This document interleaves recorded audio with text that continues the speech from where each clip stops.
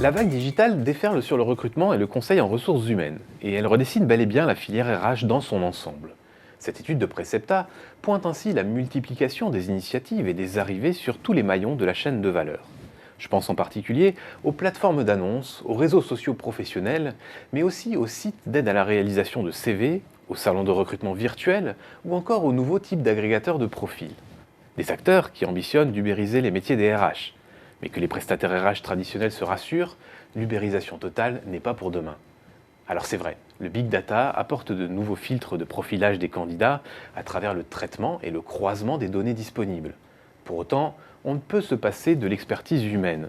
D'abord parce que l'automatisation du recrutement n'est possible que pour des profils peu qualifiés et très standardisés. Ensuite, l'humain reste indispensable, entre autres pour évaluer la motivation ou les compétences réelles du candidat. Enfin, la réinternalisation des recrutements restera forcément limitée face à l'inflation des candidatures. La digitalisation de la filière et la mutation des besoins des donneurs d'ordre redéfinissent les règles du jeu concurrentiel. En clair, les relations partenariales entre prestataires vont se développer. Déjà, Randstad, Capgemini et Oracle ont conclu une alliance fin 2015 pour gérer la base de CV du groupe de travail temporaire.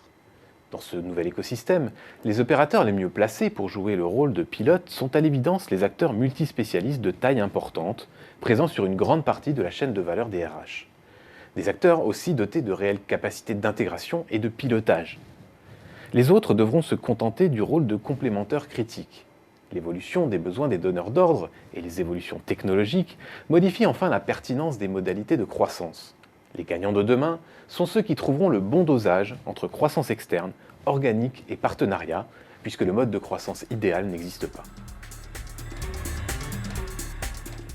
La digitalisation et l'ubérisation progressive de la filière RH imposent toutefois aux acteurs traditionnels de repenser leur modèle historique.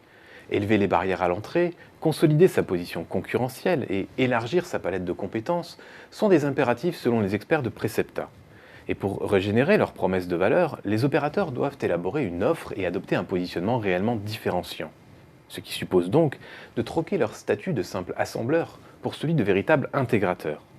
La qualité des prestataires RH se juge désormais sur leur expertise métier, mais également par leur capacité à piloter des partenaires ou sous-traitants externes pour fournir une solution globale, harmonisée et cohérente aux clients.